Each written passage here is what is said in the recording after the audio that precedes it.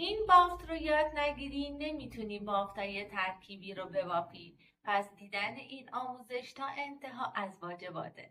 سلام دوستای بافنده من، خوش اومدید به کانال یوتیوبم. امروز میخوایم آموزشی رو یاد بگیریم که برای بافتهای ترکیبی خیلی کاربردیه. پس تا انتهای آموزش همراه هم باش.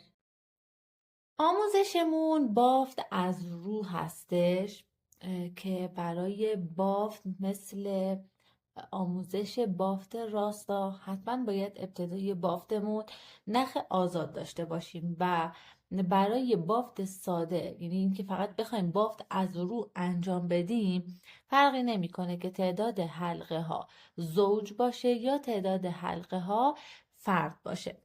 برای اینکه بافت از رو تفاوتش با بافت از زیر بهتر مشخص بشه و بتونیم تفاوت رو بهتر نشون بدیم، دو رج رو به صورت ساده یا راستا بافت میکنم و بعدش آموزش بافت از رو انجام میدم و بهتون یاد میدم.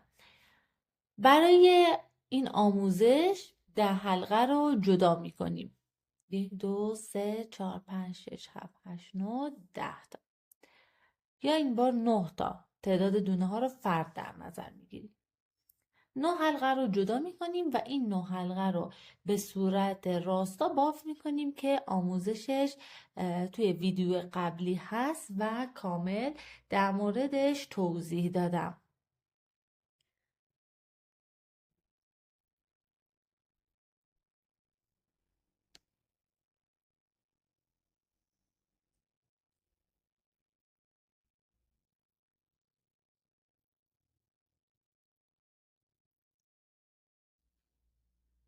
تا انتهای رج همه حلقه ها رو بافت میکنیم. رج اول رو بافتم. بریم برای رج دوم.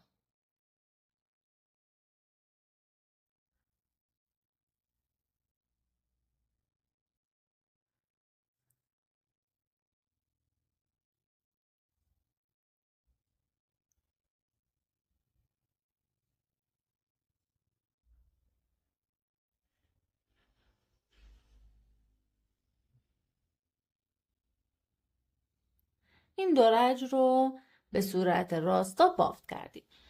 از این قسمت میخوایم بافت از رو یاد بگیریم. برای بافت از رو باید کانوا رو روی سطح بافت قرار بدید. به این صورت. بافت رو که میخوایم انجام بدیم کانوا روی سطح بافت باشه که بافت آسون تر بشه. اولین حلقه ای که از رجهای قبلی بافته شده این حلقه است. این حلقه نخ آزاد. حلقه نخ آزاد رو میگیریم و از جلو از دل حلقه رد میکنیم. این حلقه نخ آزاد از قسمت جلو از دل حلقه رد میشه و از پشت میاد بیرون. مجدد حلقه بعدی. حلقه نخ آزاد رو میگیریم و از قسمت جلو از دل حلقه رد میشه و از پشت میاد بیرون. این بافت از رو هستش و به همین ترتیب باید تا انتها ادامه بدیم.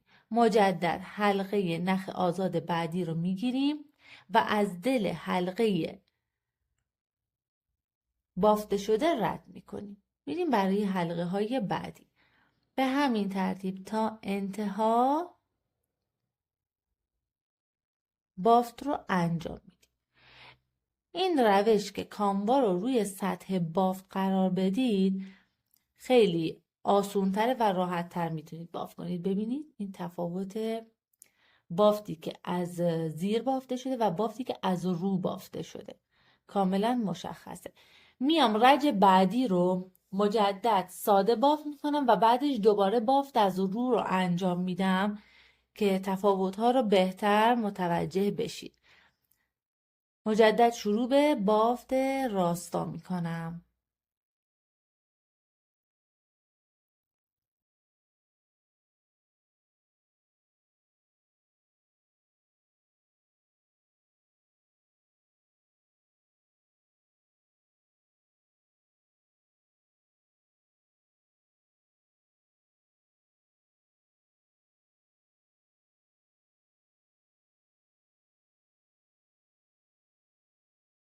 یه رج ساده بافی رو انجام دادیم، بافت راستا رو بافتیم، مجدد میخوایم بافت از رو رو انجام بدیم. حلقه ها رو حتما مرتب کنید و اینکه حلقه ها تاب نداشته باشه، باید همه حلقه ها صاف باشد.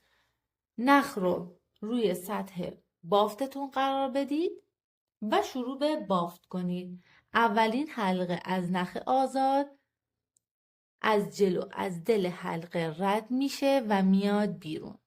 حلقه بعدی یه حلقه از نخ آزاد رو میگیریم و از جلو از دل حلقه رد میکنیم و میاد بیرون و تا انتها ادامه میدیم.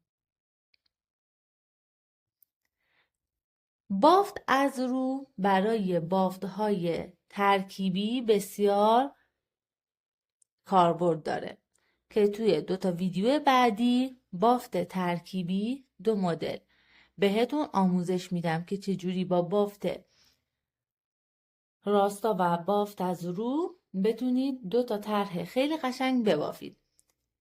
اینم از رج بعدی که کاملا مشخصه. اینا قسمت هایی هستش که از رو بافته شده و این قسمت هاییه که از زیر بافته شده. ممکنه روش دیگه هم نشون داده بشه بهتون برای بافت از رو. این روشی که من بهتون آموزش دادم بسیار راحته و به راحتی میتونید انجامش بدید، اما گاهی اوقات ممکنه به روش دیگه هم انجام بشه. کاموا بالای باف قرار میگیره و این حلقه ای که از بافت قبلی هست رو توی دستتون میتونید بگیرید و کاموا رو یه حلقه از نخ آزاد رو بیارید و از جلو رد کنید. یه بار دیگه به این روش هم میتونید انجام بدید. حلقه نخ آزاد رو، نخ بالای بافت باشه، روی بافت قرار نمیدیم. یه حلقه رو میگیریم و رد میکنیم و میاریم بیرون. اینجا باید یه چرخشی داشته باشه حلقتون که بافت از رو انجام بشه. مجدد یه حلقه از نخ آزاد رو میگیریم میاریم از دل حلقه رد میکنیم و میکشیم بیرون. به این روش هم میتونید بافت از رو انجام بدید. هر 2 روش صحیحه و مشکلی نداره، ولی روش قبلی که کاموا رو روی بافت قرار میدادیم آسون تر بود.